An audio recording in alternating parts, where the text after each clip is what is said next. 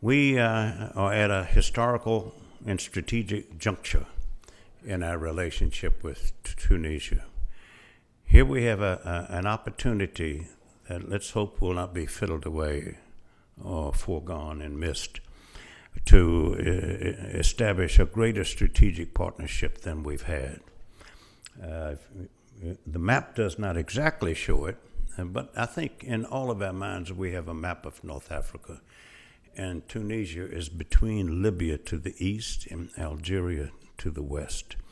And yet all these years and decades of being next door to turmoil and that other kind of oil, as well as the tension, instability, insecurity, and a blanket term, the Islamist, so to speak, who are growing in number, growing in influence, growing in impact. And yet Tunisia is right in the middle of all of this. And we have a chance to make a difference together. To think that we can do it alone from here is not only naive, it's foolish, it's arrogant, it's reckless, it's dangerous. We at the National Council have had 25 programs in Tunisia, half American university students and half university professors, and one delegation of museum directors, out of which came the museum in Denver, choosing to focus on Tunisia at considerable length. If you've not been to Tunisia, you are really missing something. My wife elbows me, sometimes she kicks me, and saying that, when are we going to retire and retire in Tunisia? She really loves the place. She was the desk officer for Tunisia, Algeria, Egypt, Morocco, Libya for various times. And she would love for us to retire there. The closest we've been able to do has been to have the shutters of our house painted in Tunisian blue. I don't know if you've ever been to Tunisia or seen pictures of it, but Sidi Bou Said is the blue city. It's all blue and white. And you can't find that color in any paint store in the nation's capital. So we have to take pictures to the paint store and just hold it there until they mix and mix and mix and mix until now you've got it. So we have the shutters on our house in Tunisian blue. So we look at it and think about it every day. Tunisia also has the most meticulous cemetery for Allied soldiers killed in World War II that I've ever visited. And it's a haunting place to visit and to ponder what happened in Tunisia, what happened in Arab North Africa, what happened in terms of General Patton, what happened in terms of General Rommel, what happened in terms of the Nazi push towards Egypt that finally stopped at the Battle of El Alamein. And for those who are into culture and art, there is no museum anywhere in the world that has a third of the ceramics and artwork that Tunisia has at the Museum of Bordeaux. If you do nothing else in Tunisia, to go there. And then those of you who have read the book The Arabist by Robert Kaplan, on the cover is one Talcott Seeley. And it's Talcott Seeley who was presenting his credentials to the president of Tunisia. Talcott Seeley was one of the last generation of Americans who were born and raised in the Arab world. In his passport, where it says place of birth, it was Beirut, Syria. Beirut, Syria. Something to ponder there. As Hafiz al-Assad often pointed out to Talcott Seeley, who was also our ambassador to Syria. We have the League of Arab States ambassador here too, and we're lucky in the front row, sir, that you've honored us to be present here. Arab North Africa is at one and the same time Arab and African. It's also Islamic, it's Mediterranean, and it's Atlantic. Ambassador Gordon Brown, who's here, served as our ambassador to Mauritania. He knows that well. And others have served in different embassies in Arab North Africa. Without further ado, I will pass the baton, so to speak, to Néjib Ayachi to introduce our speakers and make his own remarks. Néjib.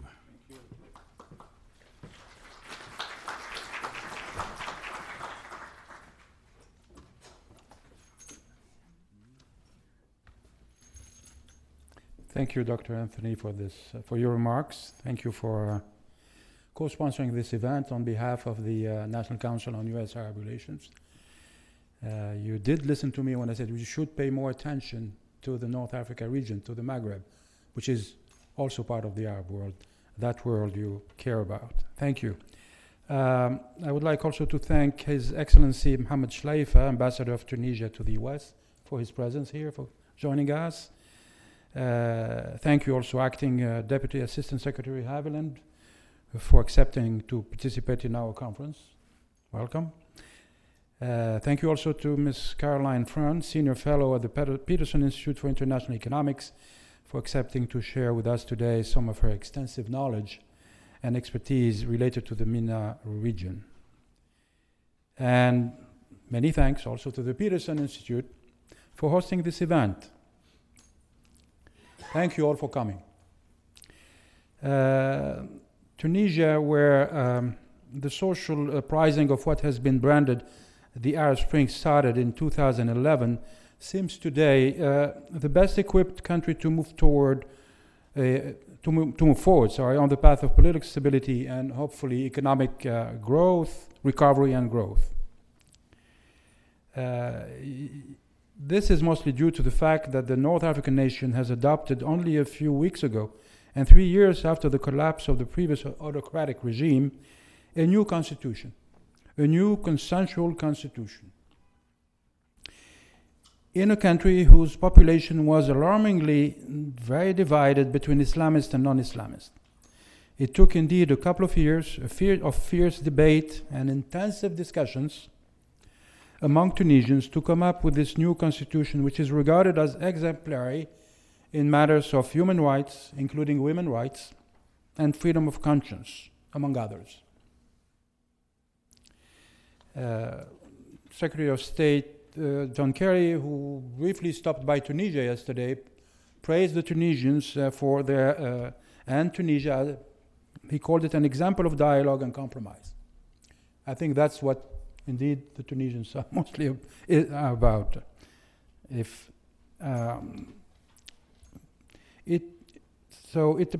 compromise on the part of the Islamists, I'm sure you've heard that the Islamists had an agenda and they wanted to implement it a little bit, sometimes forcefully, but they ended up compromising. They had the majority of seats in the Constituent Assembly, which was in charge of writing the Constitution, but under tremendous pressure from civil society organizations, including, and we have to mention them, women's groups. They were very mobilized in favor of their rights, and they, as I said, put pressure on the Islamist party Ennahda to make substantial concessions, particularly when they accepted that Sharia should not be the basis of legislation, the respect of women's rights, and freedom of conscience, among others. In doing so, the Islamist party called Ennahda moved to the center. But by doing that, they left their right open to other groups, more radicals, and they are indeed manifesting themselves, sometimes resorting to terrorism. And that's an issue in Tunisia. I think we will be talking about that.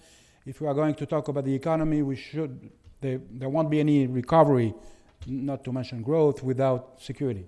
And I understand that Tunisian government, which is comprised of technocrats now, not politicians, they're not politically appointed, they're technocrats, have this issue of security, and it is of prime concern to this new government.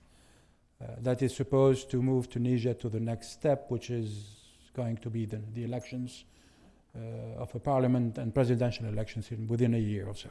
But in the meantime, they have to restart the economy, and they have to trigger economic growth, if I may say. Again,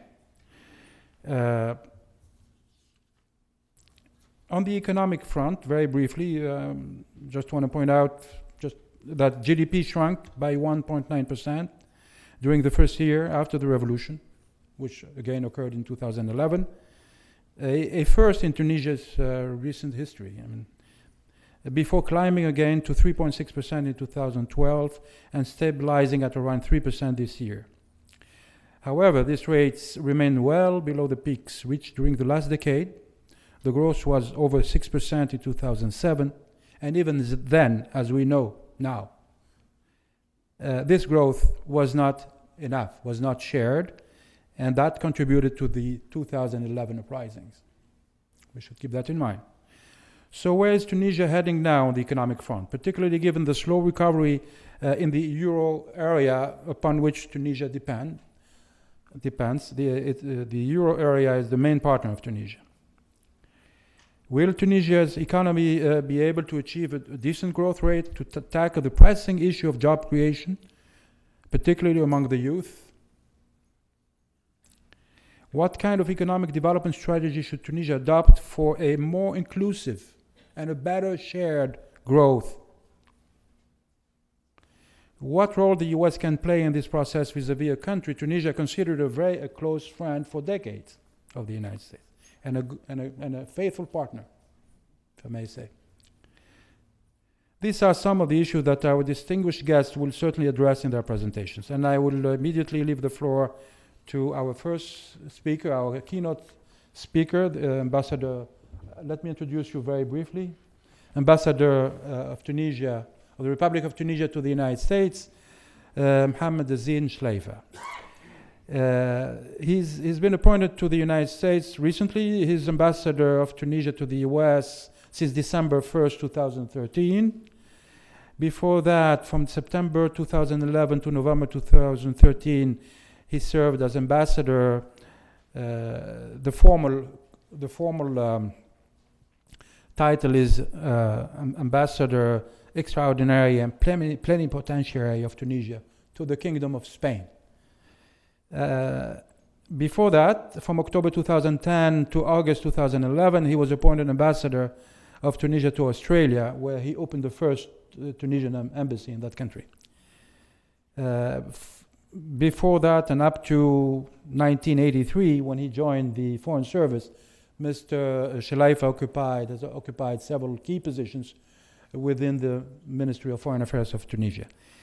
His educational background is as follows. His Excellency, the Ambassador, has a degree in political science from the Institut d'études politiques in Aix-en-Provence, France, a master's degree in international law from the same university, and a PhD in economics from Aix-en-Provence as well.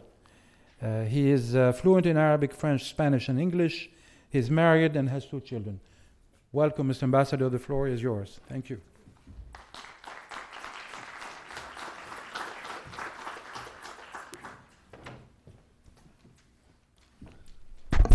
Thank you very much. Distinguished guests, thank you for coming. I'm really pleased this evening to take part to this timely Tunisian event, and I would like to compliment the Maghreb Center as well as Peterson Institute and the National Council on U.S Arab Relations for their active support and interest to my country, Tunisia. I'm not going to present an academic approach about Tunisian transition. I will rather try to assess the real situation of Tunisia today and in the foreseeable future. Tunisia's process toward democracy, like all political transition, has witnessed crises and challenges. However, unlike other countries, Tunisia has opted for inclusive dialogue and consensus. This process has been successful thanks to a vibrant Tunisian civil society and thanks to the Tunisian tradition of moderation and reformism. Now Tunisia, I think, has achieved a historic breakthrough in its political process, which is unusual in our region, with a new liberal, secular, and progressive constitution, with a new technocratic and non-partisan government, and with a new independent electoral board. These are solid foundations for democracy and concrete ingredients for success. But these achievements remain unfinished and fragile. After celebrating these achievements, and once the delights of success are forgotten, the Tunisians have to address serious challenges which can be classified into three categories: political, security, and socio-economic. On the political level, and in the short term, the Tunisian people, as well as the civil society and the political society, should keep and protect the spirit of dialogue and compromise adopted during the transitional phase. Always in the short term, the government should establish a favorable environment for general, fair, and free elections. In the long term, and that's the major challenging task, all Tunisians should protect their political achievements through rooting of a genuine democratic culture and ensuring the full implementation of the new progressive constitution. Regarding the security challenges, they are mainly related to our struggle against terrorism and proliferation of weapons from neighboring countries. It requires increasing the international military and security support. It requires reform programs in order to adjust our security policy and capacities to new terrorist threats and make Tunisia a regional deterrent against terrorism. We come now to main important and crucial issues, which is economic and social challenges. We should recognize that there is a dialectic relation between economic, political, and security issues. We should also take into account the fact that regional development disparities and unemployment sparked the popular uprising in the country, and thus no fair election, no security or political stability or deep reforms can be conducted in a hostile atmosphere and with in poor economic conditions. During 3 years of difficult transition, the Tunisian economy has suffered a slowing down. The lack of visibility, the lack of political instability, and the social unrest have generated a decline of GDP growth, a rise in unemployment rates, a drop of public and private investments, and a deterioration of fiscal balances. Despite these challenges, there are many objective considerations, and there are a Tunisian economic potential that inspire confidence about Tunisia's future. Tunisia's pace of development prior to the revolution was comparatively robust. It emerged from being a small country with no significant resources to a regionally top-performing African countries in terms of economic and human development. Tunisia is among the high human development countries just after Turkey. 3 years after the revolution, the economy is recovering. The economy is recovering to pre-revolution levels thanks to a diversified economy moving up to high added value sectors like ITCs, automotive, and aeronautic industries. Tunisia also is well positioned to serve as a regional model and a hub offering access to Europe, Africa, and the Arab world.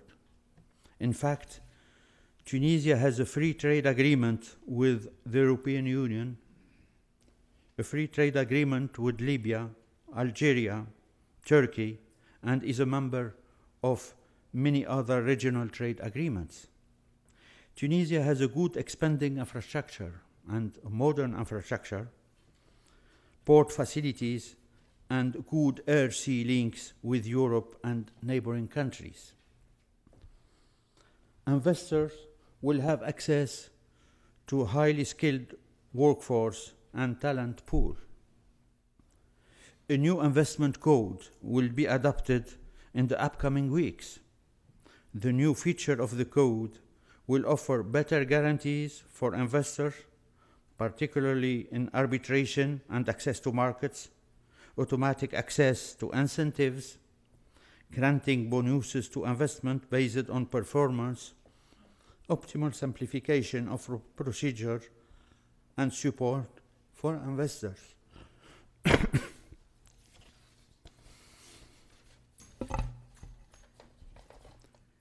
Tunisia continues to be an attractive host country for foreign investment. We count today more than 3,000 foreign companies in Tunisia. Joint ventures play a major role, and nearly half of foreign companies have mixed capitals. More than 75% of foreign firms export their entire production. The distribution of foreign direct investment in Tunisia by country of origin reveals the predominance of France, Italy, and Germany.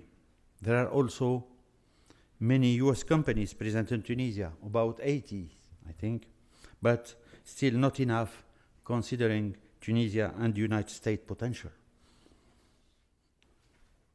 A new momentum is at work in Tunisia. This momentum will determine Tunisia's ability to shift to a stronger, sustainable, and job-rich growth path. The success of this momentum is crucial to the consolidation of democracy in Tunisia.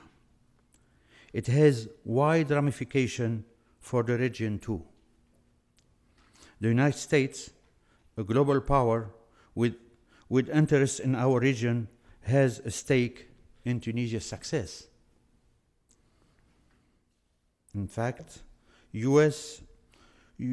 support to Tunisia will serve as a cost-effective public diplomacy argument to prove that the U.S. is sincere in its pursuit of freedom and democracy, regardless of short-term calculation and interests. A safe and secure Tunisia can provide a regional pillar of strength in the regional fight against terrorism. Tunisia proves that viable democracies can be established in the Arab world. Tunisia also could be a gateway for US companies to Europe, Middle East, and especially Sub-Saharan Africa for many sectors like pharmaceutical, ICT, logistics, manufacturing, automotive, aerospace, education, etc. Now, what we, Tunisian and Americans, can do together to make it happen and to help it last.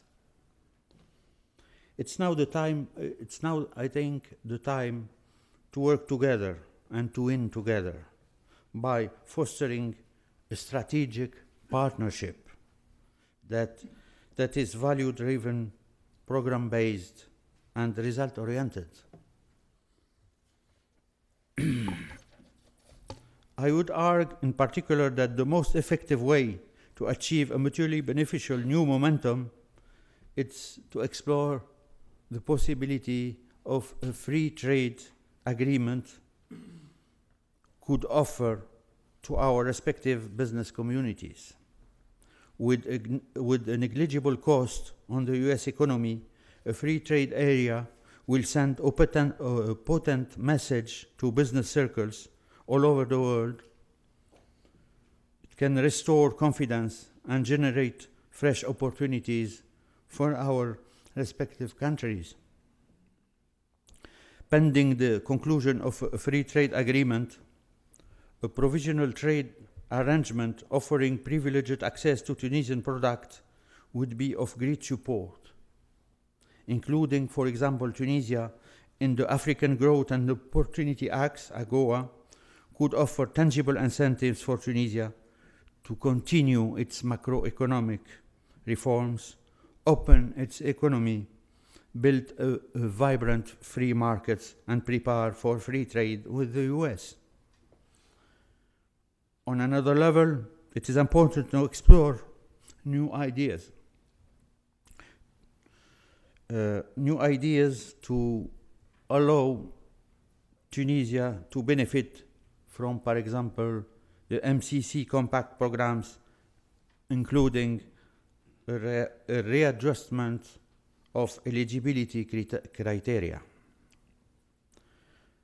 Concretely, what is happening now today between Tunisia and the United States? Concretely today, Tunisia and the United States are discussing the ways and means to strengthen and reshape their modest bilateral relations, which has been neglected during decades. The discussion aimed to establish a new strategic partnership focused on 4 pillars. Number 1, setting a strategic dialogue, which has been announced by Secretary of State John Kerry during its recent visit to Tunis. Number 2, building a new security cooperation and partnership based on counterterrorism and common regional interests. Number 3, exploring a new frameworks on trade and investments like FTA or AGOA. Number 4, shaping a long-term technical and financial program, avoiding the multiplication of small programs and tools, and putting more synergy between US agencies and departments, and focusing on key sectors for Tunisia, which are entrepreneurship, job creation, and education.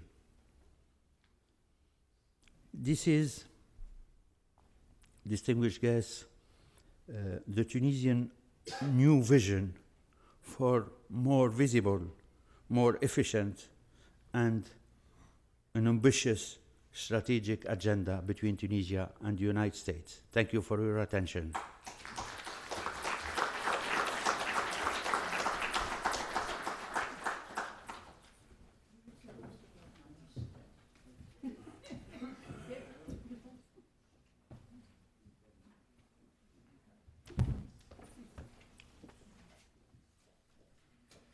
Thank you, Mr. Ambassador. We now move to the next, ask the next speaker to come forward. It's the Acting Deputy Assistant Secretary of State for Economic Affairs, Andrew Haviland. Mr. Haviland also leads the economic team in the State Department Office of Monetary Affairs, responsible for advancing U.S. economic interests globally through international financial initiatives and partnerships. His team works with the U.S. Treasury Department and other agencies and international institutions, including the IMF, the International Monetary Fund, to promote economic growth, financial stability, and sound public financial management. In this position, he also has the U.S. delegation to the Paris Club, coordinating debt relief policy among sovereign creditors and negotiating debt work out to recover U.S. assets and promote economic reform. Prior to this assignment, Andrew Haviland served 2 years in Afghanistan, where he worked to stabilize communities and build governance and development capacity in eastern and southern provinces. He spent 6 months directing the work of a provincial reconstruction team and then went on to head all U.S. government civilian operations in Kandahar, the provinces of Regional Command South. He has joined the Foreign Service in 1991, and he has spent the majority of his diplomatic career furthering U.S. economic interests in the developing world through cooperation with that developing world, specializing in international trade and finance. In Washington, he previously served as the Deputy Director of Offices in the Bureaus of Economic and Business Affairs and International Organization Affairs, pursuing U.S. economic interests bilaterally and multilaterally, including issues like food security and climate change, in cooperation with partners within the UN system and other international institutions. Overseas, Mr. Haviland has worked in India, Bangladesh, Pakistan, Senegal, Mauritania, Haiti, and the United Kingdom. In terms of his education backgrounds, he holds a master's degree in economic development from Columbia University's School of International and Public Affairs, and another in international finance from Harvard Kennedy School of Government. He began his international career as a Peace Corps volunteer, spending 2 years promoting rural community development in a West African village in the 1970s. So without any further introduction, Andrew, the floor is yours. Please come forward.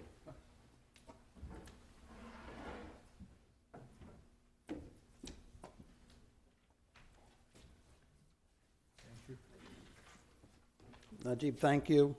It's a pleasure to be here today.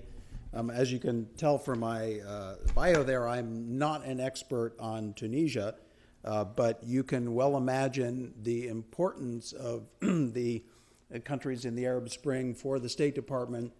And so my office and my staff have been focusing a lot of our efforts on trying to help to move the transition forward.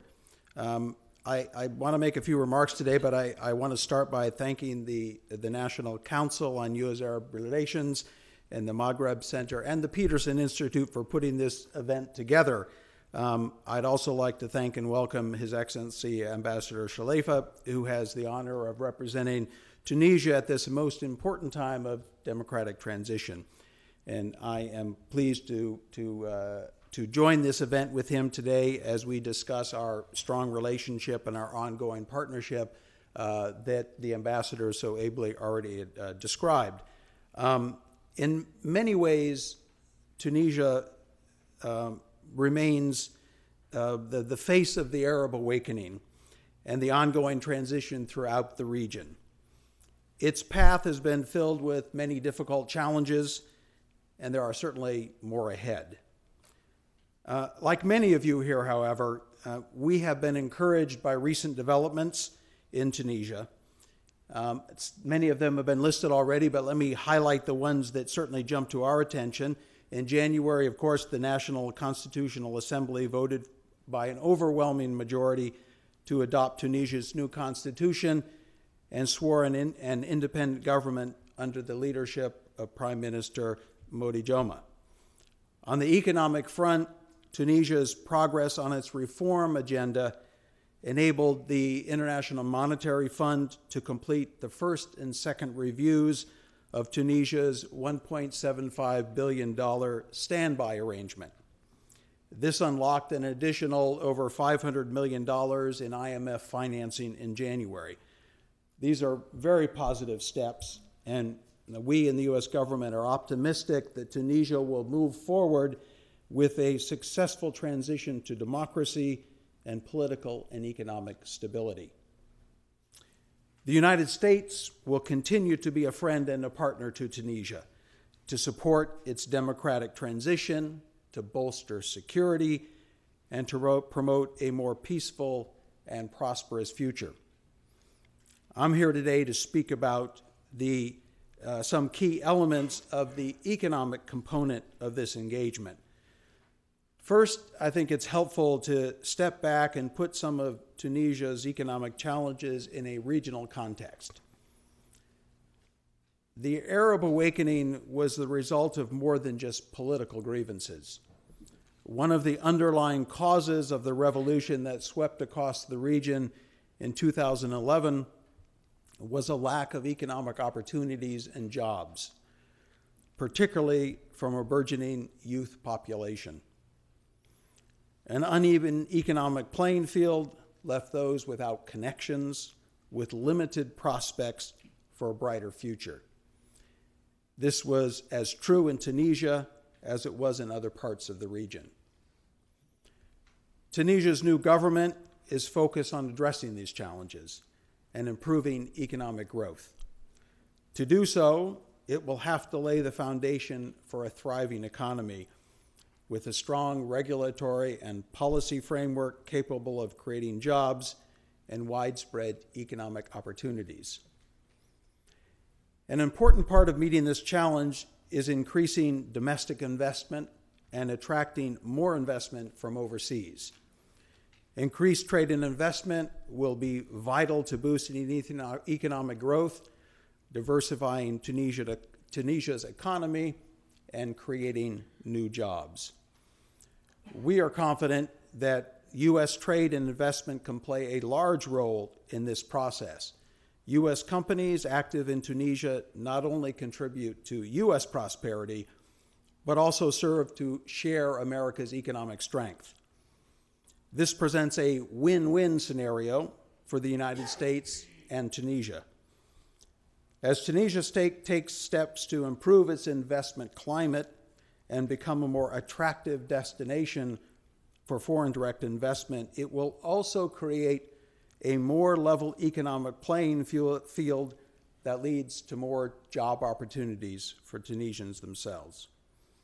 This will help address one of the biggest economic challenges facing Tunisia in the coming years, namely their growing young population in search of quality jobs. The United States supports the Tunisian government's ongoing commitment to its homegrown economic reform program, which is in turn supported by the IMF standby arrangement. Through this reform program, Tunisia is taking steps to address vulnerabilities in its banking sector, reorient its budget toward more pro-growth consumption, and implement a comprehensive structural adjustment that will promote private sector development.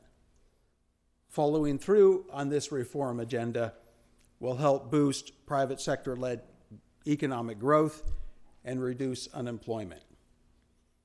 While some of these forms are difficult, the Tunisian government has recognized their importance, and the United States stands ready to help along the way. The trend in the region and globally is toward greater transparency and accountability in government. Governments will have to demonstrate that they are using public funds responsibly, effectively, and to the greatest benefit of their citizens. One of the challenges is making sure that the budget has the right mix of current consumption and capital investment. In Tunisia, government spending on wages and subsidies, both current consumption, is now close to 86% of government revenues. This means that there is less space for the sort of capital investment in future productive capacity that can lay the foundation for long-term, broad-based economic growth. Unfortunately, capital expenditures likely reached record lows last year, so 2013. In addition to increasing capital investments, there is also a need to increase targeted social spending. Part of this transition will include a gradual shift away from regressive, inefficient, and ultimately wasteful energy subsidy model toward more targeted social safety net that protects the most vulnerable Tunisians. We recognize that these reforms are difficult and they are certainly politically sensitive. But a major challenge in this task simply lies in addressing misconceptions. For example, there is often a misconception that subsidy reform is a form of austerity. This is unfortunate and misleading because sound policy reform that reduces general energy subsidies will result in improved growth that will benefit all Tunisians. Put another way, the pie actually gets bigger. Particularly in the Middle East and North Africa region, subsidy reforms is about targeting government resources more effectively. It is not about cutting spending. Rather, it is about changing the composition of spending, making sure that each limited government dollar spent has the biggest impact for the people who need it the most.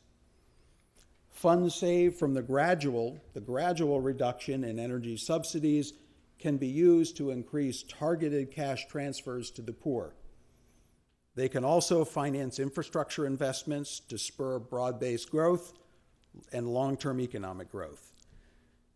We believe that governments in the region can do more to explain to their citizens these trade-offs of reforms. In order to successfully implement a reform agenda, governments will need to engage their citizens on the economic transition in the same way that they engage them on the political transition. In large part, economic reform is about helping governments fulfill the promise of the political transition. As Tunisia continues on its economic reform program, the United States will continue to be a strong partner. We have large signature programs that support Tunisia's economic recovery and development. Since the January 2011 revolution, we have committed nearly $400 million to support Tunisia's transition, focusing heavily on support for peace and stability in the country, civil society and democratic practices, and technical and financial assistance to Tunisia's economy and its private sector. The United States has sought to encourage Tunisia's economic recovery and lay the groundwork for market-oriented institutional reforms. In 2012, the United States gave Tunisia a $100 million cash transfer as direct budget support. In addition, the United States guaranteed repayment and principal and interest on a $485 million Tunisian sovereign bond issuance, this also in 2012, as our support for stabilization and reform.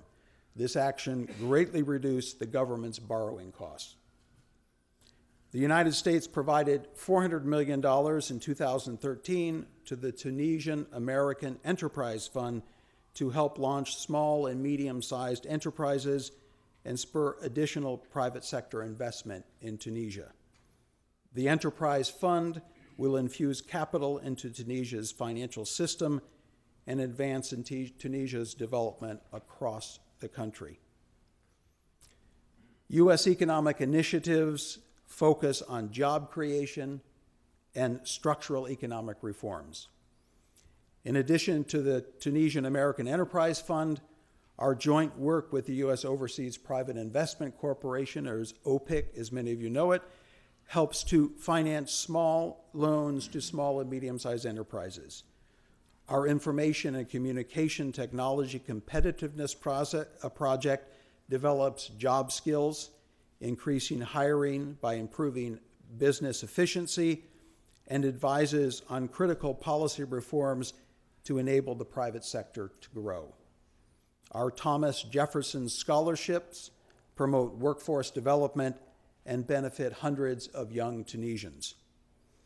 In a more recent initiative, the United States launched the Center for Entrepreneurial and Executive Development in December 2013. This center's director has already recruited 15 business mentors and is working to target 20 entrepreneurs in March alone. The United States has allocated $500,000 for grants to small and medium-sized businesses in 2014, so this year, through this center. So to wrap up, the United States will continue to stand by Tunisia as it works through its political and economic transition. We believe that Tunisia's future is bright, and the region is undoubtedly stronger with a prosperous and democratic Tunisia.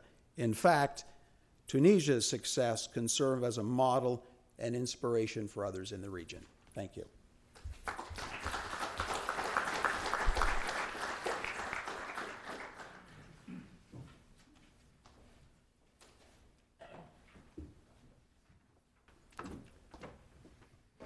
Thank you, Mr. Sullivan. It's now time for our third speaker, Caroline Freund, who is a senior fellow at the Peterson Institute for International Economics. She's been here since May 2013. Before that, she was chief economist for the Middle East and North Africa at the World Bank between 2011 and 13. Prior to that, she was lead economist and senior economist in the research department of the World Bank. She was also senior economist at the International Monetary Fund and economist at the Federal Reserve Board. Dr. Freund works primarily on economic growth and international trade, and also writes on economic issues in the Middle East and North Africa. She has published numerous articles in economics journals, including the American Economic Review, the Quarterly Journal of Economics, the Review of Economics and Statistics, the Journal of International Economics, the Journal of International Money and Finance, and the Journal of Development Economics. And she has contributed to many edited volumes as well. Her work also has been cited in leading magazines and newspapers, including Business Week, The Economist, The Financial Times, The Wall Street Journal, Washington Post. She is on the editorial board of the World Bank Economic Review and the board of trustees of the Economic Research Forum. She's a member also of the Center for Economic Policy Research. She received her PhD in economics from Columbia University in 1997, and I asked her to come forward to the stage here to share with us her analysis and suggestions about Tunisia, analysis about the economic situation in Tunisia, and her suggestions on the way forward. Thank you. Thank you for the introduction, and also for organizing this event, which I think is very timely given the changes that are happening in Tunisia and how Tunisia is now, I mean, since the beginning, since 2011, it's been sort of the front runner in the Arab Spring, and it clearly remains so, and I think all the support possible is needed for Tunisia. I was also very happy to hear the remarks of His Excellency about a free trade agreement with Tunisia and the U.S. I think that many of us here at the Peterson Institute believe that trade is more effective than aid for both economic development as well as democratic change. So if you look, for example, to the countries of Eastern Europe, the anchor of the European Union was so important in both the types of reforms they needed to move towards democracy, as well as the types of reforms they needed to move towards market economies. And it's not limited there. Mexico really completed its transition to democracy after the NAFTA. Just the lure of the European Union has helped Turkey on its path to democracy, give or take some recent fumbles. But overall, trade has been extraordinarily effective for both democratic transition as well as economic. I actually prepared a short presentation, which I'll put on. And I think many of the issues have been said by the previous speakers, so I can go rather quickly. But I think I'd like to start just by saying that, before the revolution, compared to many of the other countries in the Middle East and North Africa region, Tunisia was actually doing pretty well. We had stable growth of about 5%. As was mentioned, the human development indicators are extraordinary. IMF staff encouraged and applauded some of the reforms that had happened in Tunisia. However, what became clear since the revolution was the lack of inclusiveness in the type of growth that Tunisia saw. So, one standout figure was that unemployment was at 13%, youth unemployment was double that, women's unemployment was double that as well. Poverty in the center-west of the country is 3 times the poverty rate of Tunis. And another concern, which hasn't been brought up today very much, was corruption. So Tunisia had become a family-run economy. And I'm going to show you some new information that has come out since the revolution. I think one thing that Tunisia has done in addition to the progress we've seen towards democracy and the recent IMF disbursement is Tunisia, at the very early stages after the revolution, instituted a Freedom of Information Act.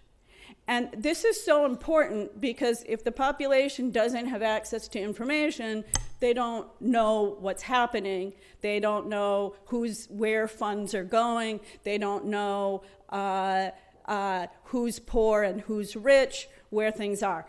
Anyway, they've really stuck to this and made data much more accessible than it was in the past and than many other countries, even outside of the Arab world. So one thing I've looked at with former colleagues of mine from the World Bank is the extent to which firms that were owned by Ben Ali and his cronies controlled the economy. So I'm going to talk a bit about that as well.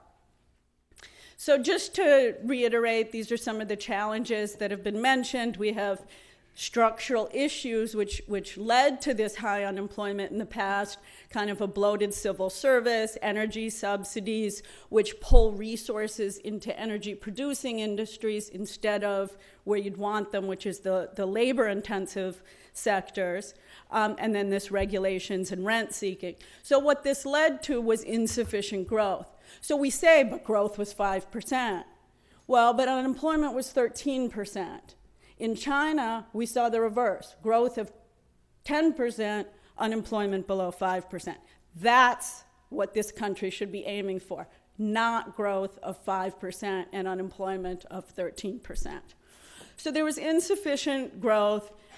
There was also really low labor force participation, high unemployment. So, and then now, on top of that, the unfortunate part of a transition, as good as it will be for the future and the potential that's there, is there's uncertainty in the short run. There's policy unpredictability, and we know that capital is a coward. So investors are staying out and tourists are staying away, and this is going to hurt in the short run.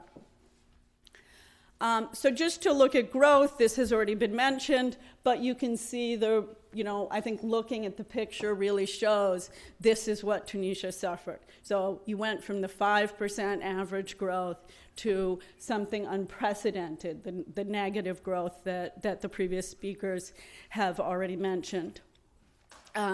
Just to show quickly the low labor force participation, especially among women, only somewhat 25% of women are even in the labor force, and then they have the highest unemployment rates.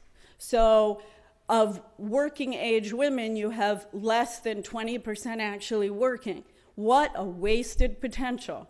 I mean, if all those women got out there and worked, think how much bigger production would be, growth would be, et cetera. So that's one sort of the wasted potential. The other that has been mentioned is the high youth unemployment, and also higher unemployment of the educated population. So in the past, subsidies and government jobs were part of the general exchange in the Middle East and North Africa region for accepting autocratic style government. So as long as you have these handouts, it's easier to accept some political constraints. Tunisia, before the revolution, did have a problem with subsidies. I think the thing that's of a greater concern is it's actually become much bigger, so that the subsidies now are taking up nearly 7% of GDP. And I think for next year it's estimated above that, or for this year now, it's 2014. In addition, we have about 20% of the labor force working in the government sector, and that has actually increased in recent years. But what I really wanted to talk about, sort of to differentiate and to talk about something that I think can be tackled to some extent in the shorter run, is corruption and state capture. So one thing is, if you just look at Transparency International's Corruption Perception Index, actually, to me, Tunisia doesn't look so bad. Tunisia, in 2010, before the revolution, was ranked 59th out of 178, and I looked at previous years, and the number was lower, so it looked like corruption was worsening, but there were actually fewer countries in the index, so it was always at about a third. Which really isn't bad. I mean, being next to countries like Latvia, Slovakia, and actually more recently, it's I think because of the changes the country's undergoing, the rank has fallen. But the problem was much more to do with rent seeking, which is actually a legal type of corruption, in the sense that if you're in power, you can put regulations in place that serve your interests, or you can benefit from the regulations that are in place. And looking through sort of the literature, and anybody who's visited Tunisia, that was the one thing you kind of were hearing a lot of, that the excesses had just gotten too extreme before the revolution, that Ben Ali's family had really sort of inspired this kind of outrage. And I listed some examples here where, in that one case, top private school was closed legally because it didn't meet some regulations, but everybody knew it was because it was competing with a school that was owned by Ben Ali's wife's family. McDonald's spent many years trying to open a franchise, but because they had the wrong partner, i.e. not a member of the family, they weren't able to invest.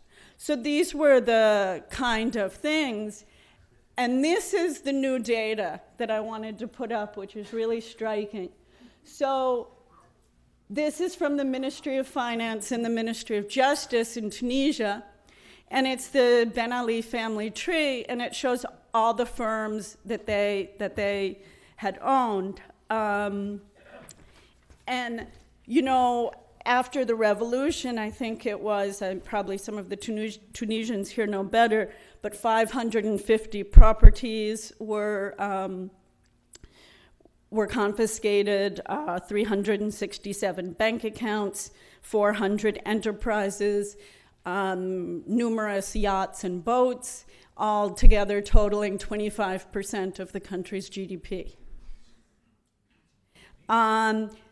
So what this new access to data has given us is what we have is the industrial census, and in the industrial census, they've matched the firms that are associated with the Ben Ali clan. And what that means to us is we can look at that and we can see how this affected industry in Tunisia. These guys were only 3% of output, but they took 21% of profits. How did they do that? Well, we find they were more profitable in industries that required government authorization or had FDI restrictions. We also find that when they took over firms, those industries suddenly sprouted authorization requirements and FDI restrictions. So there was this kind of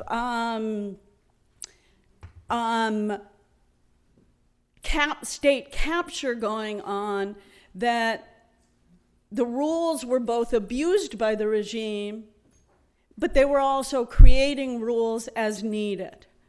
So there's a real need in the country now to deliver a different type of business climate, one that allows the most productive firms to grow, to move away from the privilege of the past to competition.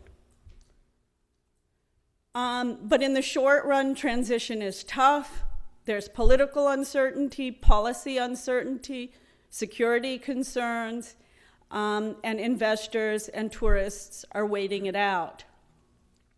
So this is just from some other work I did that looks at all the countries that have transitioned to democracy or tried to transition but failed in the past, and so there were like 90 some odd countries have made an attempt, and what happened to growth. And whether or not they succeed or fail, there's this really striking dip in growth.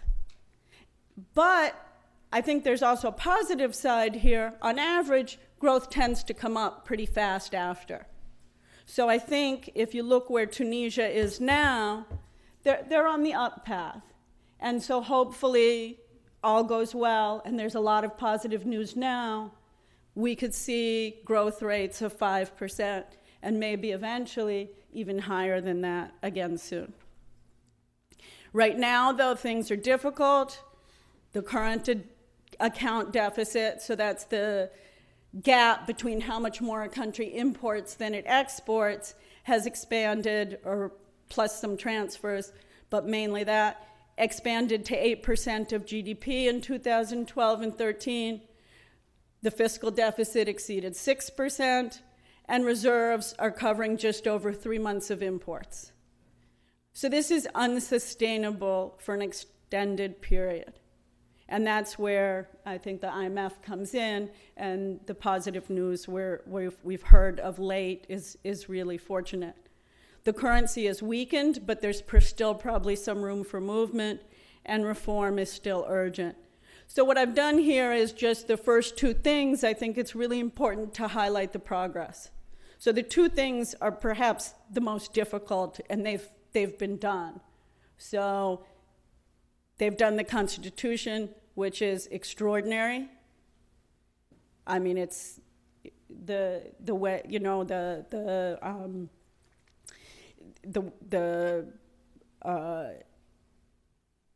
almost uniform support for it in the Assembly was really extraordinary. The IMF disbursement is a major win for economic stability, but there's still a need to do more things. And I think one is very easy, but can't fully say it's been done when we see the rising subsidies and government employees. Refrain from wrong direction reform, improve security, of course, to bring back tourists and investors, temporary job works programs, trade agreements, and investment incentives to give that kind of confidence that can really anchor reform, bring investors, and get things going again. On the structural side, to reduce the kind of imbalances we had in the past, and to create a more vibrant private sector, reduce energy subsidies, address the civil service employment problem, and reform the investment climate, and to begin revise the investment code that has regulations in it from the past that aren't serving the interest of Tunisians. No. So why don't I stop there, and thank you.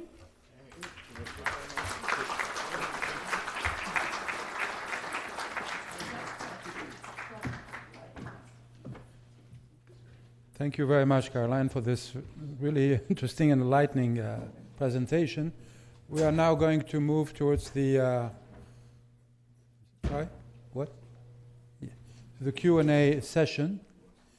But before that, we have a gentleman here who wanted to make a representative of the Tunisian American community who also happens to be involved in promoting entrepreneurship, economic. And he has a few comments to make, and maybe, please, Mohammed Malouche. Please come forward, and you have 5 minutes. Thank you. Sure. I'll be brief. Thank you, Néjib, for the sort of the last-minute opportunity to say a few words about what the diaspora has been doing, and how we've been essentially trying to increase the economic ties, the cooperation, the exchanges between Tunisia and the United States. And I will share with you, because I think a lot of the items I wanted to share with you have already been covered by this outstanding panel, so I'll share with you a couple of stories. One of our main sort of motto with the Tunisian American young professionals was to really mobilize our diaspora to promote the value proposition of Tunisia, and in particular the investment value proposition of Tunisia. And so the way we've done it was we went with what we thought were very powerful message, and there are indeed powerful messages. Tunisia is an educated population. It has a relatively good infrastructure. It has some fiscal, advantages that are very important. It has expertise and sort of a ratio of, cost to expertise that's pretty favorable. But as we were developing these messages and passing on these messages, we felt that the feedback, from our audiences, from the investors was, there's something missing here. It's not enough. And so we went on and essentially built a narrative that was a little bit more powerful and created sort of, and the ambassador talked about that, created this, notion of Tunisia as, given that it's a small market, Tunisia as being a hub, a sort of a platform for expansion, regional expansions for U.S. multinationals, but also U.S. SMEs to Southern Europe, to the Middle East, to Africa. And we've gotten a little bit more traction. We were sort of more successful in convincing people to sort of pay attention. At the end of the day, what we found out was that the missing components, the thing that people were asking over and over again, is exactly what Caroline was describing, which is the transparency, the rule of law, the corruption issue, the visibility, the security. And so we developed the following narrative, and we'd love to hear your feedback about it. And if you have additional ideas, we'll take them. But we thought about it hard, and this notion of hub was good, but when you go to the Moroccans, they actually say the same thing, and they add stability on top of it. If you go to the Egyptian, they would also say the same thing, and they add an 80 million population on top of it. If you go to the Turks, they would say exactly the same thing, and they will say that they're the 16th economy in the world. So what is unique about Tunisia? What is unique about Tunisia in our mind is, first of all, the role that women have been playing in this country, in the advancement of this country. The women of Tunisia, the vibrant women of Tunisia have been an amazing assets and obviously an important assets to the economic growth of Tunisia, the political growth, the civil society, and it's pretty unique. Their status is pretty unique throughout the Arab world. And that is a true differentiator that people relate to. Why? Because it's a sign of openness, it's a sign of tolerance, it's a sign of risk mitigation. And that's what people want to hear. The second thing that worked fairly well was really talking about the gains of the revolution. There's been a lot of challenges out of the revolution, but a lot of gains as well. And the gains of the revolutions, and again, coming back to these topics of transparency, corruption, etc., one of the biggest gain of this revolution was the rise of civil society in Tunisia. You have watchdog organizations today in Tunisia that monitor every transactions out there. You have people who in the National Constituent Assembly take pictures of who's voting because, and then publish them on the internet. There's, a number of organizations that are essentially making sure that there's, the climate is transparent. And that is important because transparency and rule of law is a key factor. The other factor is, and you were talking about OpenGov and, all these measures around OpenGov. But, Tunisia has been branded, and this has accentuated in the past few weeks, has been branded as a nation of dialogue, as a nation of compromise, as a nation of trade-offs. And that is important. That is important for good governance. It's important for investor to feel like there's a mechanism for fair dispute resolution that they can rely on. So those were some of the topics, some of the themes that sort of worked, as far as we're concerned, and those are some of the ingredients that eventually could, ease the sort of the asks of the foreign investors, and essentially ensure that in Tunisia the notion of stability may not exist today, but the ingredients for predictable stability exist for tomorrow.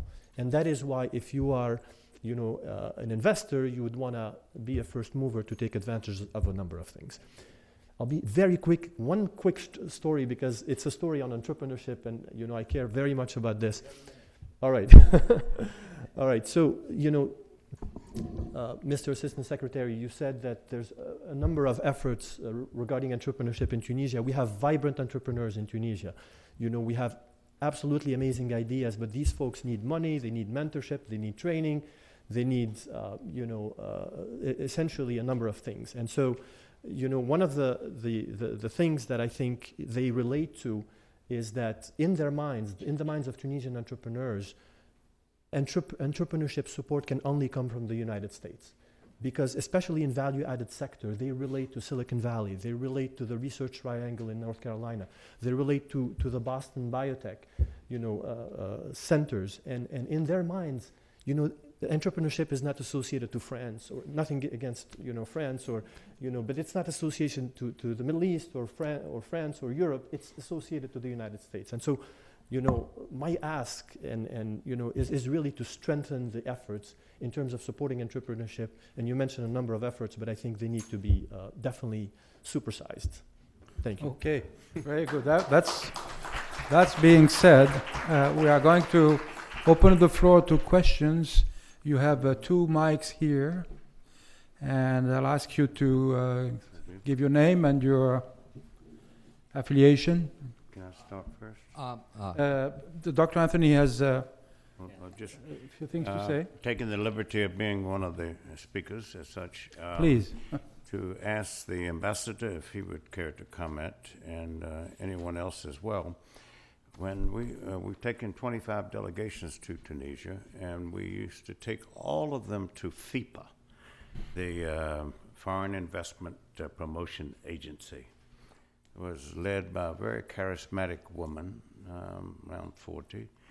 And in this audience, if we went out and saw a vacant lot somewhere on Massachusetts Avenue, we said, wow, let's buy that, and let's build a condominium on it. We could not get the licenses for the water, the sewer, the sanitation, the environment, the gas, the electricity, you name it. It'll take us a year minimum. But they had it arranged where there was a desk for sanitation, for sewage, for electricity, for environment, for legal issues, for arbitration issues, for financial issues, about a dozen. And they were all in a semicircle in this one gigantic room, and there would be a person at the head of each one of them. This would be the electricity director for the permits we're talking about. Next one would be the deputy, and next one would be the deputy assistant there. And you could spend pretty much one day there and get all of the permits, or at least the green light, not a red light, and find out where you had to work hardest on them. This was extraordinary. All the delegations we've taken throughout the Arab world, and we've taken 335 delegations. It was the only country that had done that. This was extraordinary. However, if you could bring us up to date, Mr. Ambassador, on that, everybody said, you know, you don't have a flight to the United States, you know. Air Morocco does, and look what they have in the way of tourists and visitors. And of course, Air Morocco went into debt for several years before they began to break even. Tunisia's never done it. And as a result, the number of American tourists are correspondingly far fewer than there are to Morocco. I'll ask you to comment about that if you would. And to let you know, I thought maybe one of the speakers would say it, that among America's Peace Corps volunteers worldwide, I don't think any are more upbeat, positive, enthusiastic cheerleaders for the country they served in than those from Tunisia. They're extraordinary. If you've met one of them, you know what I'm talking about there. So the Peace Corps really was one of the fantastic feathers in both Tunisia's and America's cap. And we enjoyed being the headquarters for the Hannibal Club and the Tunisian American Friendship Society. And we're open, the atmosphere is receptive, and the moment is propitious to do these kinds of things. The moment you and your fellow leaders in Tunisia are ready, Mr. Ambassador. Could you comment on these two things, FIPA and the lack of a direct flight to the United States? Thank you, Dr. Answer. Maybe we'll take another two questions to the ambassador and then have him answer, and then we can move to Bill. Is your question to the ambassador? No. No. Please, yeah, let's wait until. Questions to the ambassador, please. Okay. You did a very good job of outlining what the U.S. should be doing, that it's not doing, the new initiatives that you were encouraging. I would also like to know what you think that we should not, we stop doing.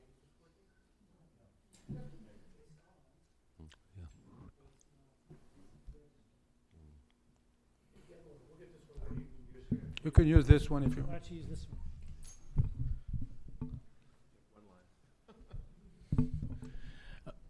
The ambassador did a great job of outlining what we should be doing that we're not currently doing, or we should be doing more of, and that the other part of the strategic planning process is to define, what is it that we are currently doing that we shouldn't be doing.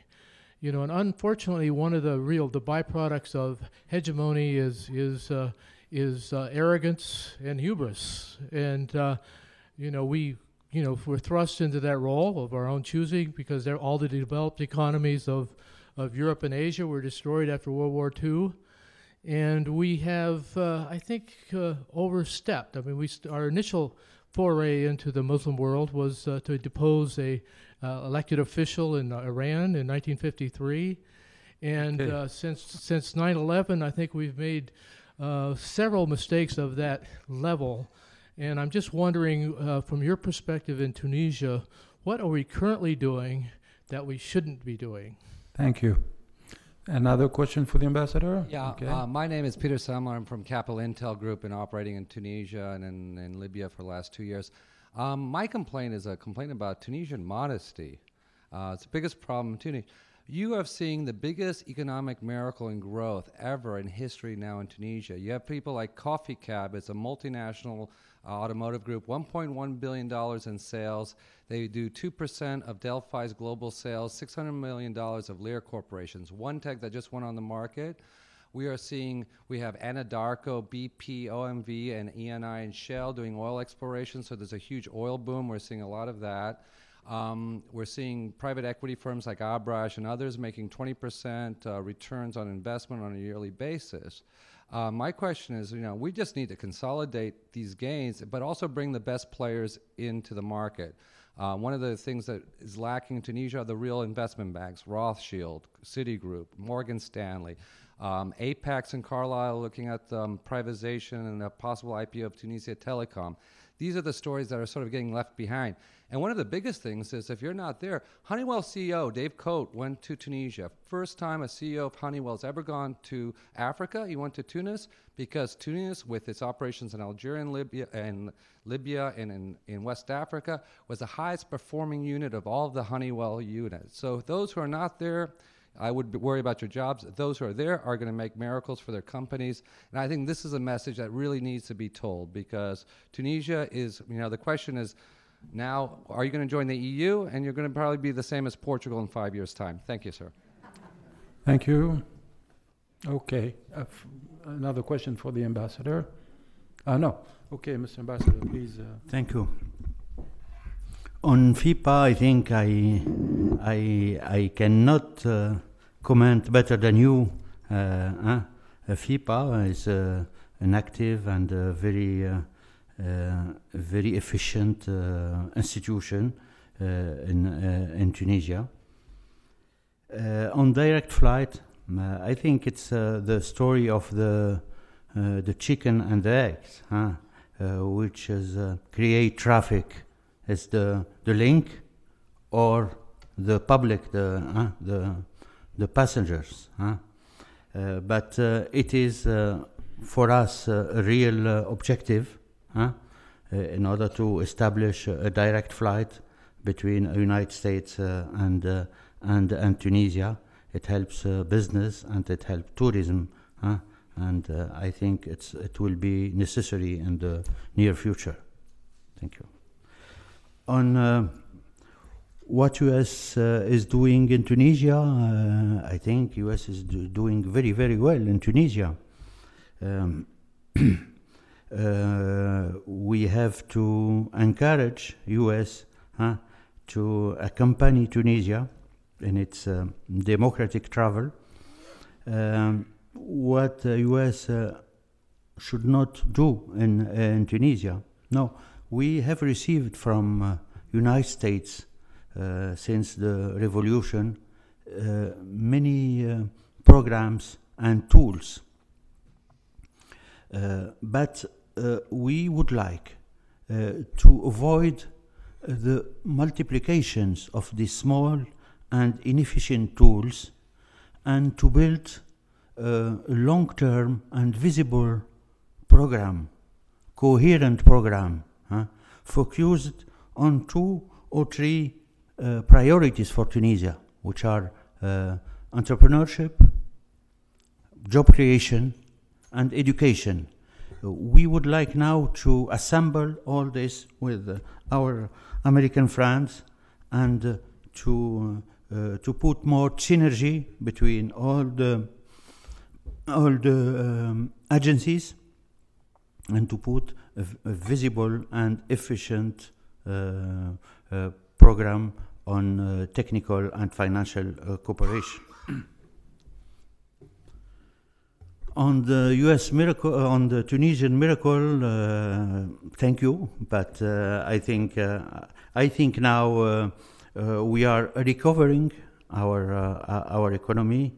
I think we need now to recover. We are reaching now the pre-revolution levels, but we need to speed up this recovery in order to absorb the unemployment and to attract more investments.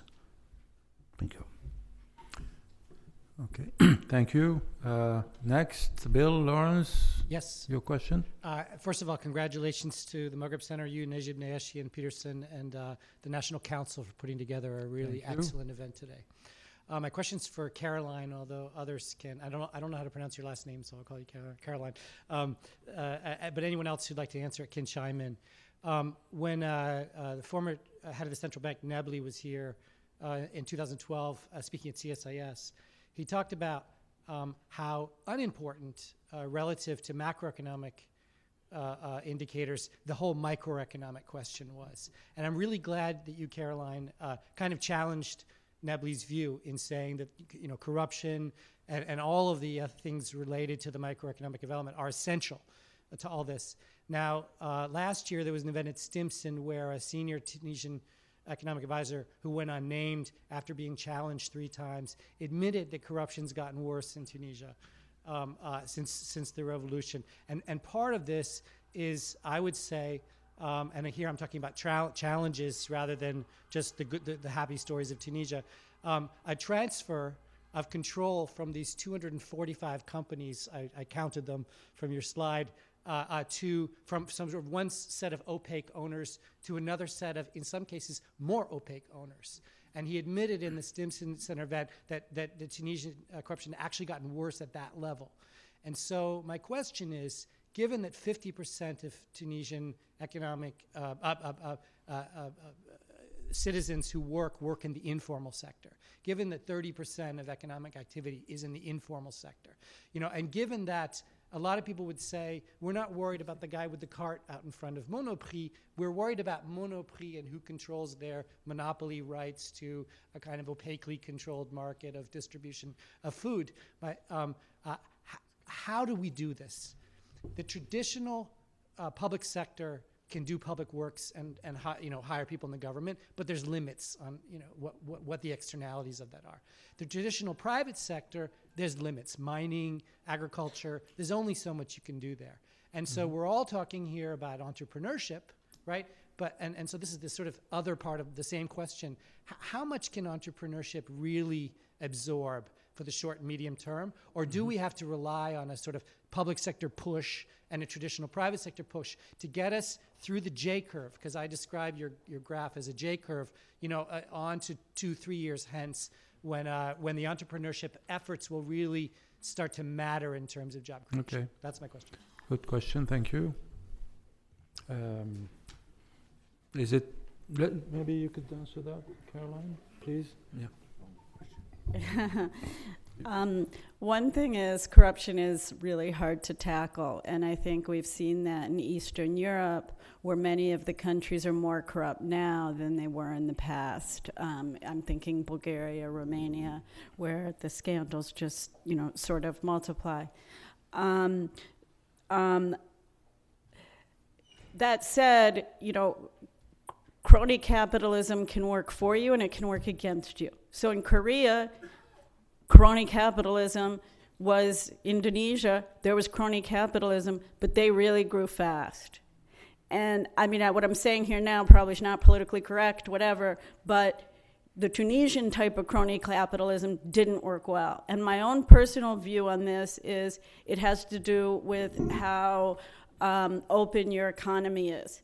That if your crony capitalism has to compete with foreigners, so as the chaeballs in Korea do, they're productive enough to compete in the global economy, there's still something that's going to rise up to be productive in those firms, and it's going to work because at least you have investment and resources to use. In a crony capitalism that's protecting little monopolies for your small domestic country, you're never going to get growth for that country.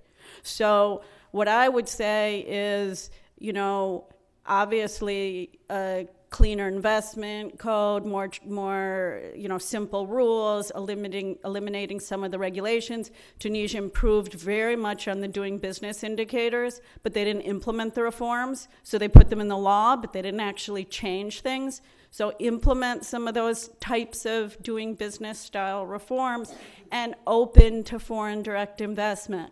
You talk about entrepreneurship, but in Tunisia, 83% of firms are one-people firms. Those firms are not going to produce a lot. Less than 1% of firms have more than 50 employees. You get one Intel like Costa Rica did, that's 20% of their exports. You get a firm like that, you're talking jobs. It's not going to happen by one-people firms. I'm sorry. SMEs are a nice concept. They sound good, but they're not going to get the kind of jobs and growth that Tunisia needs. Thank you.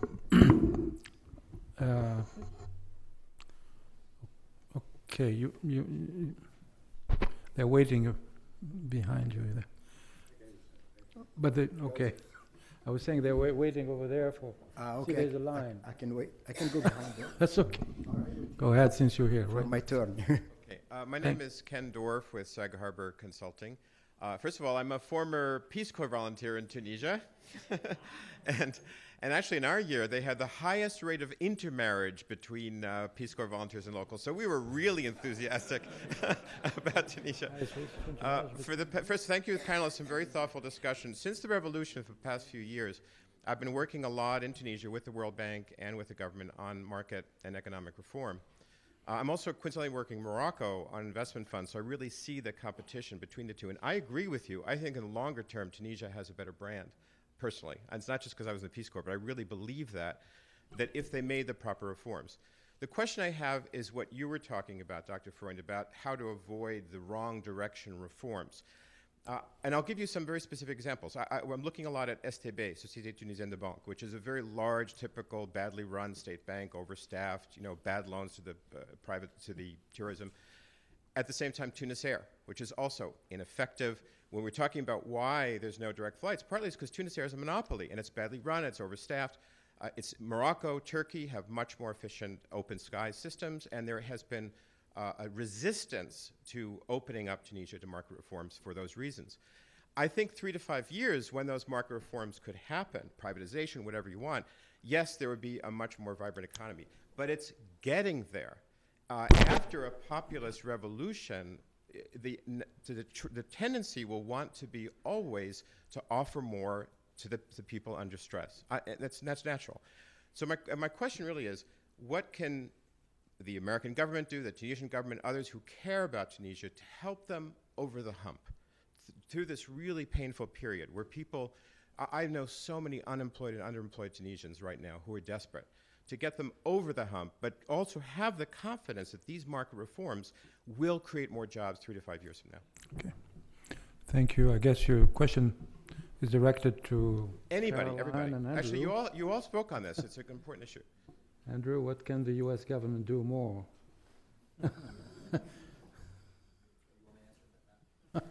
It's his question, more or less. If you want, yes. Well, I think the big push has to come from the Tunisians themselves. And so we're at really a critical point where they've set out a roadmap, and they're going to have to stick with it. This is not going to be easy to do. I think we have to stay optimistic, and we have to see a path that's there. Now, we are looking at ways that we can help Tunisia to create some space so that they can make the reforms. And we talked about some of the shifts in fiscal spending. That's not done in a void. It's not all of a sudden I take it from one pot, put in another, magic. It happens. It does take time to make that transition go. So I think if there was one thing we can do is to really identify those in the Tunisian government who are spearheading reform, who need that support there, and help them to push their own policies. Of course, involved in that, I think there are technical assistance things that can be done, bring some of the know-how, which my colleagues in the international financial institutions, the IMF and the World Bank and the African Development Bank are already doing. So I on the one hand, there's always more that one can do, but I hear the ambassador who stated very clearly, let's keep our priorities clear. Let's not get a proliferation of all these little programs that get us bogged down. Thank you. Thank you for the answer. Next.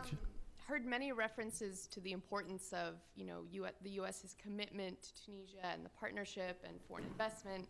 And my question is, we haven't heard any mention of the U.S. travel warning that's been in state for about a year and a half. And so I'm curious, is that because it's completely irrelevant, or to what degree is that warning inhibiting some of this investment?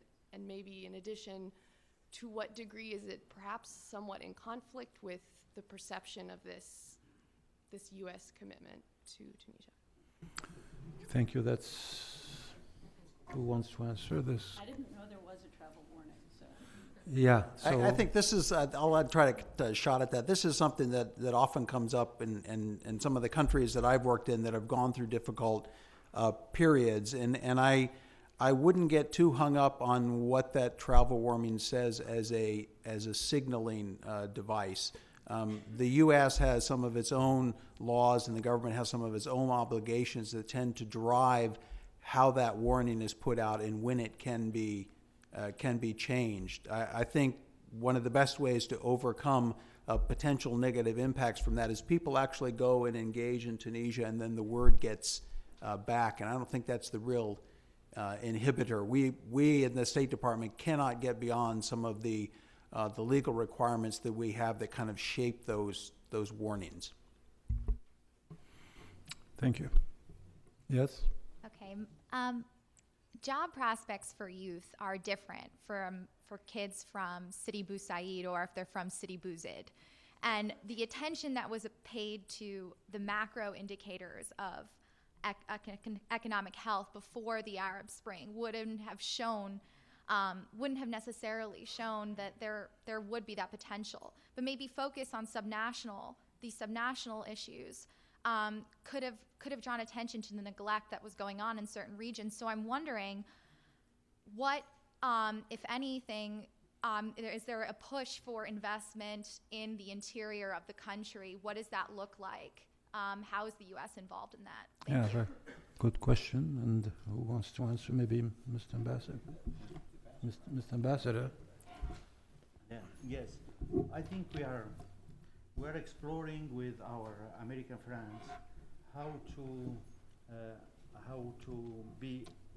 Tunisia be eligible for the MCC compact, because now our Tunisian indicators. MCC being the Millennium. Yeah.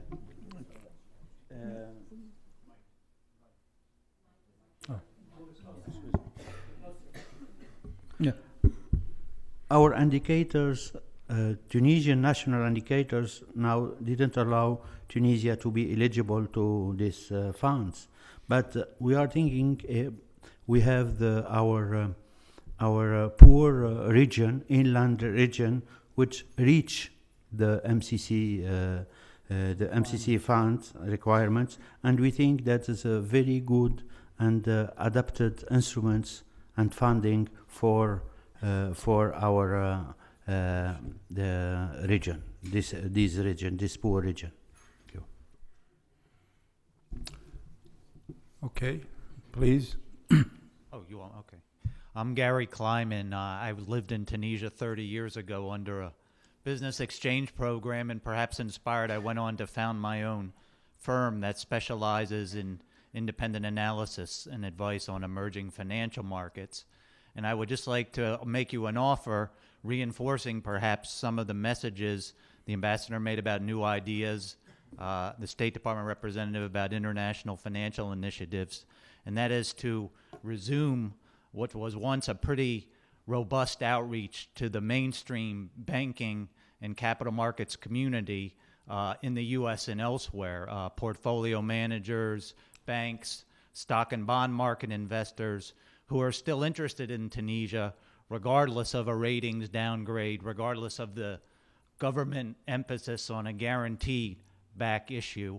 And I will point out very concretely that recently, with the constitutional approval, there has been a rally on the stock market that is getting some investor attention, whereas all other emerging markets, or particularly the better known ones, are very much in the tank. So there is that community that could be harnessed, both from a financing and policy input perspective, because what you'll hear from that community might be very harsh in terms of the exchange controls that still exist, the caps on bank lending rates, the slow privatization process.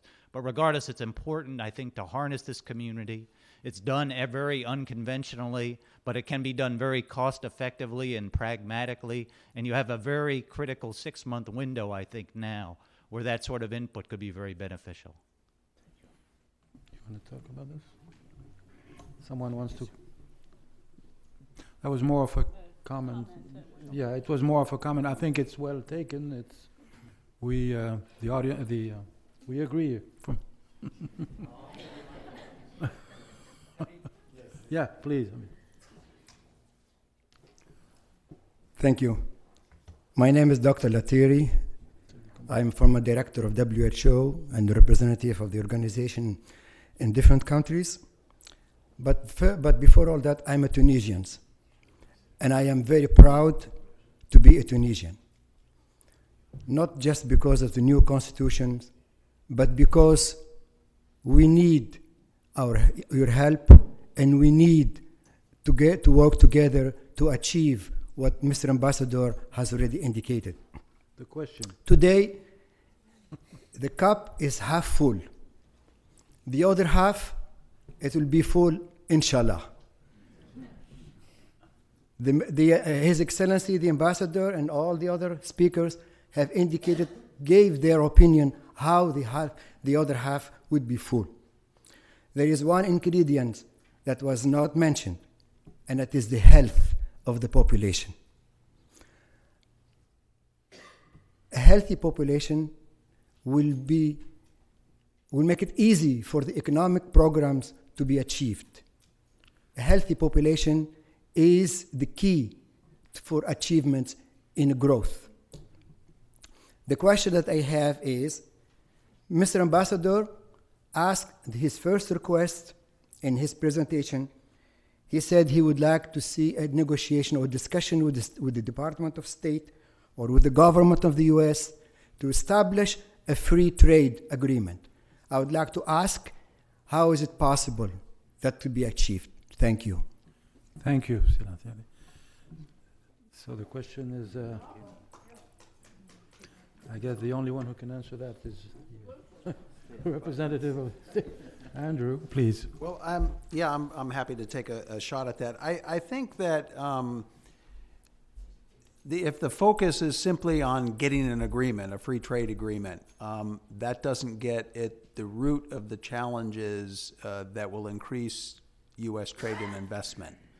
And I think some of the other speakers talked about some of those challenges that need to be faced. But the good news in all of this is we already do have a trade and investment framework agreement with Tunisia. So there is not the same thing as a free trade agreement, but it is the beginning of, it's a forum for us to have a dialogue about the concrete things that can take place, the changes that can take place that will increase trade and investment between our two countries. We also have been pursuing what we call trade and investment partnerships with countries in the region, including Tunisia.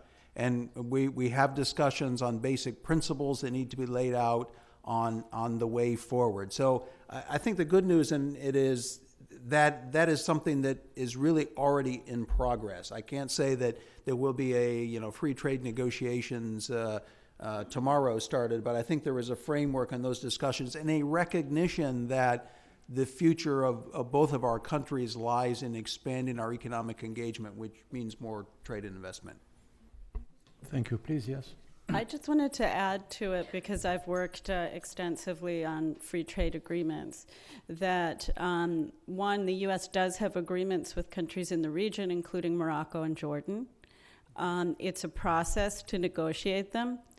Often, actually, the Peterson Institute does studies of what a free trade agreement would give to both sides as a start.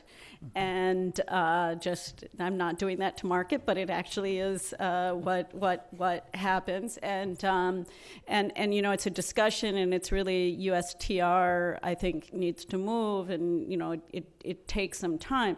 But I think Tunisia and Bahrain is another country U.S. in the region has an agreement with.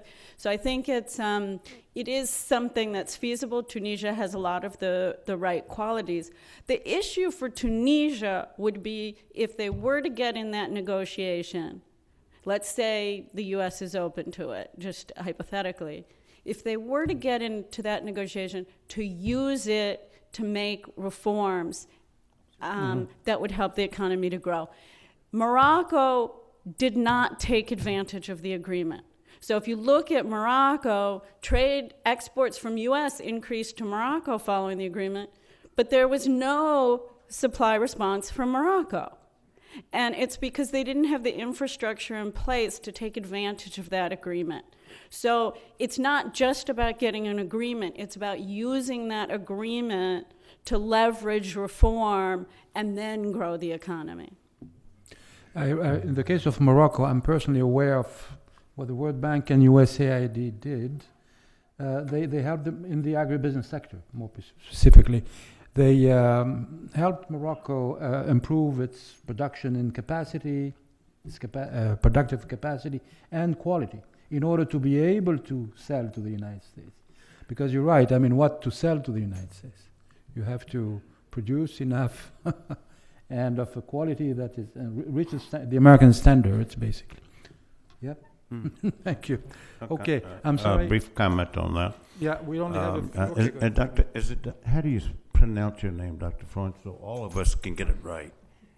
Freund is known as a former... Freund, okay. Hey, super. Yeah, that's a good guess, yes.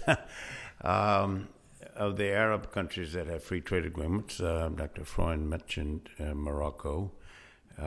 There's also Jordan, and there's also Bahrain, and also Oman. The Oman representative was housed in our office for most of a year working at the details for that. And so I think, to come back to the ambassador's point, we want to elevate the relationship to a strategic partnership, not just friends, not just allies, but a strategic partnership. Now, a strategic partnership means multifaceted, means multiple interest, and it means long-term. And it allows each side, to a greater degree than before, to anticipate things between us, to predict things between us, to plan for things between us, to prepare for things between us. We want all four of those things in our daily lives. We want them for our children.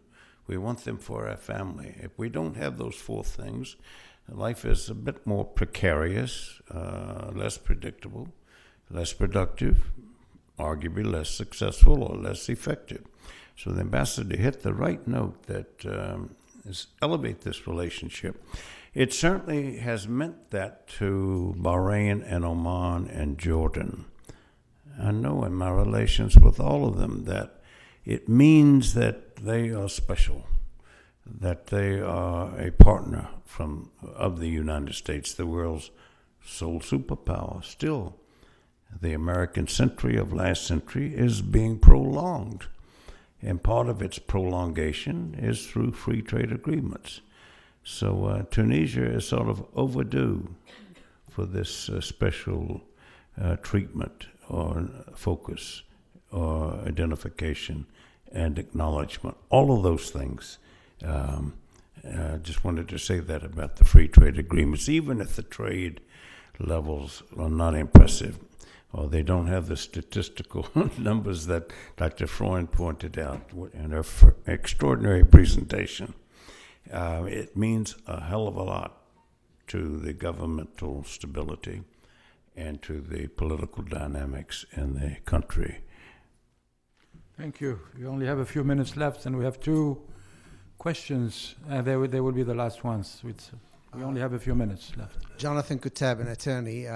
His Excellency, the ambassador, spoke about the need for attracting U.S. investments and U.S. businesses to do business into Tunisia. So my question is, have there been any recent laws or procedures that will in fact attract such businesses? And are there any on the books that we can expect in the near future will be in fact passed to achieve that purpose? Laws and procedures. Yes, I said that a new investment code will be adopted in the upcoming weeks. I said that a new investment code will be adopted in the upcoming weeks, and the feature of this code will offer better guarantees for investors, particularly in arbitration, better access to markets, automatic access to incentives, and we have a lot of incentives, it granted bonuses to investment based on performance and optimal simplification of a procedure and support of investors. It's I think, our new code, which is more liberal, and it can make a difference. And we will organize some road shows in order to make it better known. Thank you. Thank you. Hello, Joyce Holliday from the International Association of African NGOs. I heard a bit about subsidies being, the revenue generated from subsidies being used to alleviate the plights of the less privileged. We often hear that, from a lot of developing countries, that revenue generated from subsidies will be used to improve the lives of the masses. And at the end of the day, that does not happen. I'm a Nigerian, and we were told in Nigeria that the oil subsidy, gas subsidy was going to be used to increase employment and improve the lives of the masses, and that never happened. And I see that in even the emerging markets of Africa, Latin America, and Caribbean as well. So I'm interested in the strategies that Tunisia has in place to ensure that the revenue generated from subsidies are targeted properly. I think the Tunisians and the government of Tunisia is aware that we need to complete and to continue some reforms, some structural reforms, like rationalizing the subsidy system mainly. But the problem is the moment, because the real challenge for this government is how to balance short-term populist measures with a clear long-term and necessary reforms. That's the game now. Thank you. Okay, thank you. We will have to wrap it up now. It's 7 in a few minutes. So, Dr. Anthony, you want to say a few things and goodbye to everyone? I'll just close it. Thank you. In the spirit of looking to increase our knowledge and understanding, no one has mentioned the following two things about Tunisia, that everybody works, and most people who work appreciate organization. In all of the Arab world, all of the Middle Eastern world, all of the Islamic world, no country has had a trade union movement like Tunisia. Anybody who's been to Tunisia knows that. We're talking about 1.5 billion people in the Islamic world. No country remotely has had a trade union movement like Tunisia's. Point one. Point two is that look where it is on the map, sandwiched between Libya and Algeria, next door, in getting its independence from 1954 to 1962. At the time of independence, 1 out of 8.5 Algerians was an orphan. Okay, it was the bloodiest, most vicious, horrific path to national sovereignty and political independence of any in the Arab world, arguably any in the Middle East, arguably any in the Islamic world. Okay, that's right next door. And then look at what's been happening in Libya, right next door.